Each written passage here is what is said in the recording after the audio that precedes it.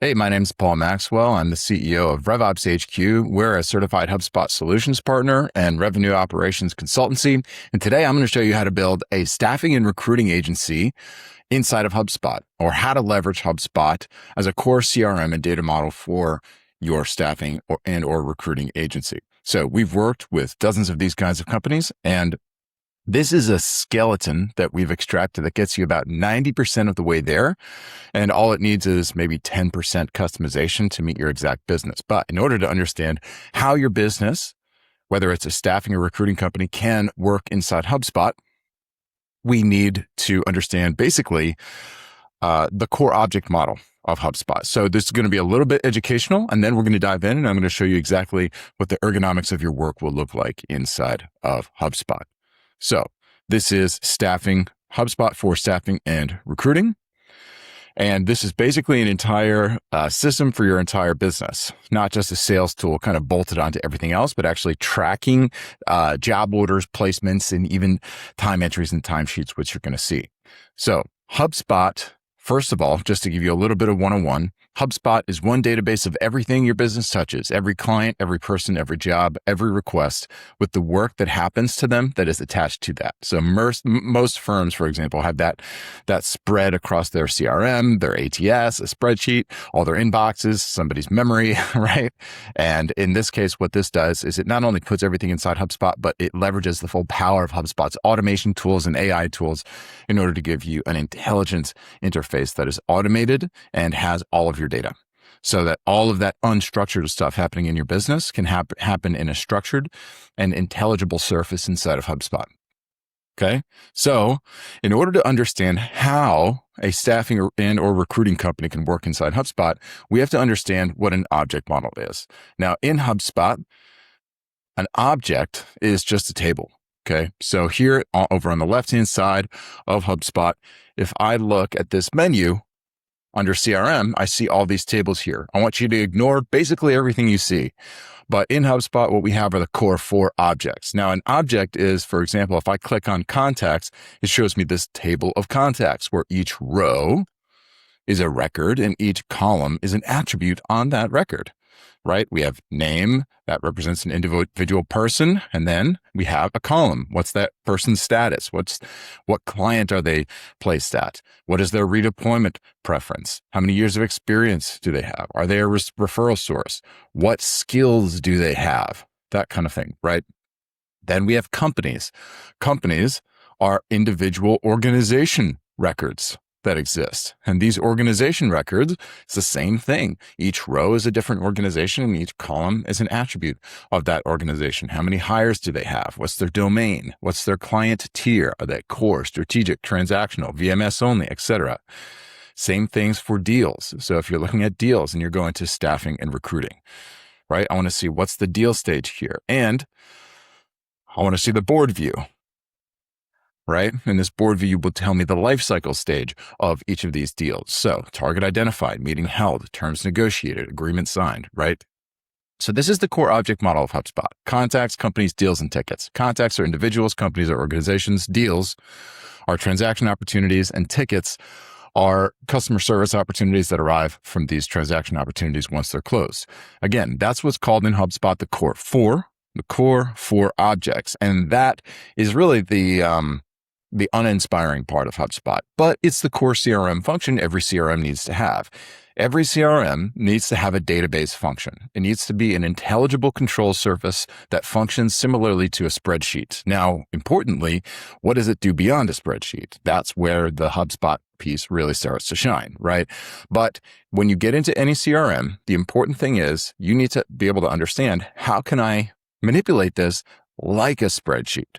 Because that is the user experience that you have competency in and that you can transfer from software to software. And so this is your database that you're going to be interacting with, clicking into, things like that. And I'm going to show you all this in a second, right? Because I want to get to how do we use this for staffing and recruiting, right? So in HubSpot, you get these core 4 that I just talked about: contacts, companies, deals, and tickets. But you also have the ability to create custom objects. And those custom objects allow you to store custom data structures that are associated to these things, right? So associated to a deal or a company or a contact, I want to have job order. That's the requisition itself, the role, the rate, the location, how many seats, and how many other firms are working on it. And then we want a placement, which is the person actually working. We also want to have a database of timesheets. And as a child object of timesheet, we have time entry, and that can be also associated to that placement. Okay. So in a moment, I'm going to show you the actual process that we walk through here. Okay. But I want to stay on this object model for a second because it's very important. So here we have contacts, companies, deals. I'm not going to look at tickets, but what I want to show you is now job orders. Now, looking at all these things in a spreadsheet view, it's like, okay, this is not very impressive, Paul. Like, I could create a multi-tab Excel sheet that does this exact same thing. Okay, so just bear with me, okay? Again, what we're looking at is the object model, which is going to feel like a spreadsheet, which is the core CRM functionality. Because the important thing is, inside HubSpot, you get all this exciting other stuff. You get marketing campaigns, automated emails, social media scheduling, advertisements, event management, forms, all this stuff. You can host your website on it. You can run your AEO, SEO, get discovered in AI, build your website, have your sales run out of here, right?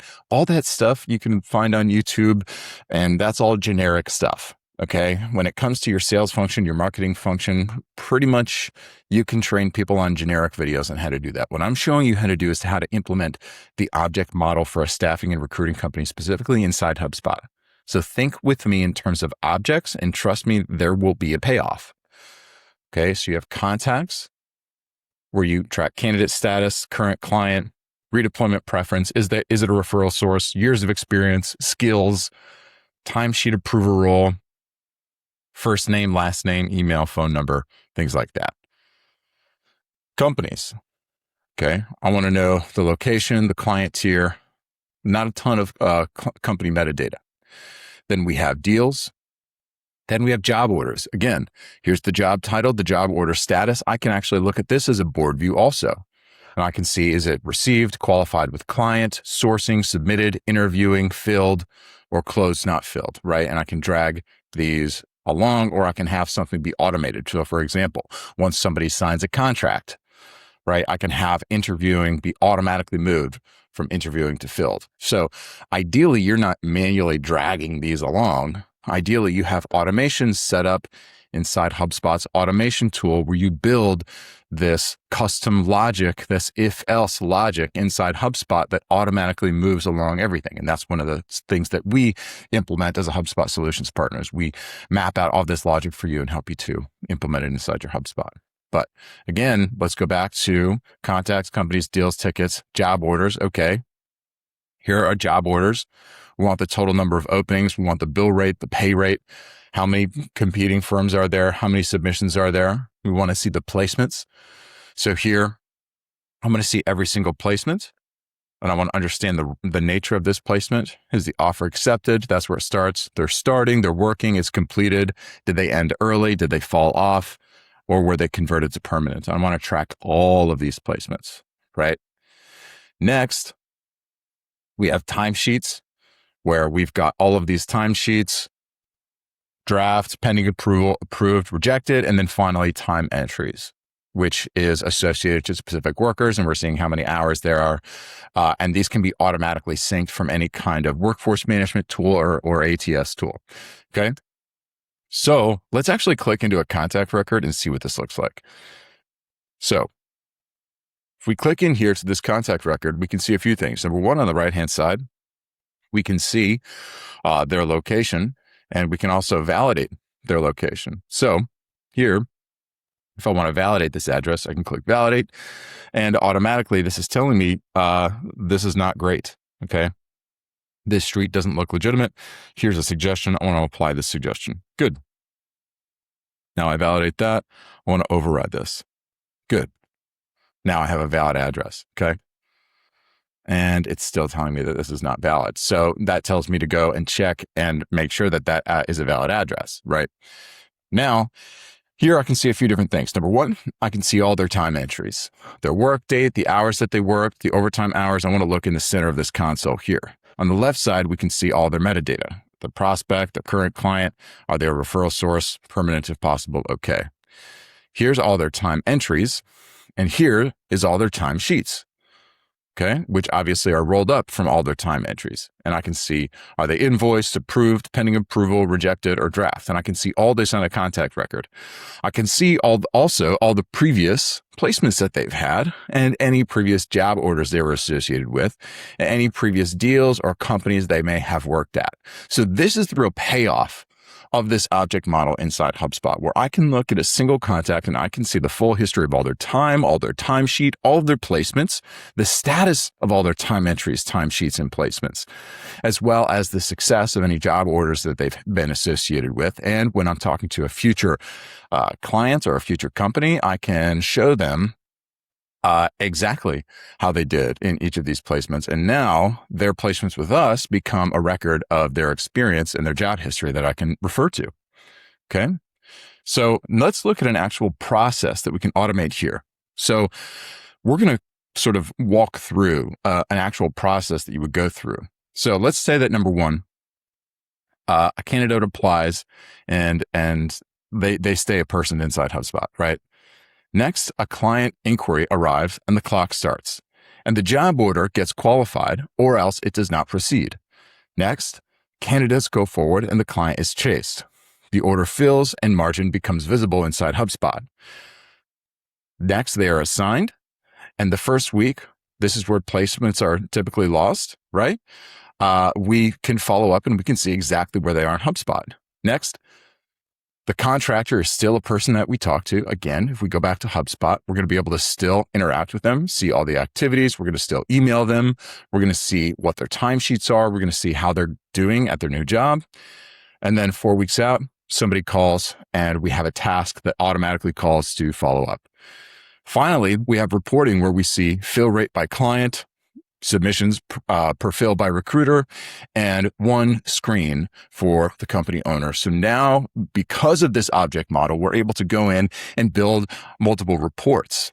Again, all these reports that I'm about to show you are, again, not to keep hammering on this point, completely based on what we're calling here the object model, that this is what's unique to a staffing and recruiting company. And maybe your object model requires something else, right? Maybe you want an application object where we can track applications and you can have more of an ATS function inside here. That's fine too. But let's walk through the business intelligence that you actually have inside HubSpot due to this object model. Number one, you can have hiring volume on a rolling 12 months by client tier. Okay, so all your client tiers, here's your hiring volume. So in your core client tier, you've got 3,500 hires. In your strategic client tier, you've got 1,165. And then here you've got 589 transactional, 489 watch list. This is a distribution of the total number of hires. What you could do is also track revenue here by client tier. Next, you have your CRM by client tier. This is the total number of actual clients that you have, not placements, but clients. Next, you have years of experience by candidate status. Okay. Next, you have candidate status broken down by approval role, or rather approver role, right? So you've got prospect, submitted, placed, working, and available. Next, you've got your timesheet status. So right now, you've got a lot of drafts. You've got a lot of pending approval. You've got a few approved.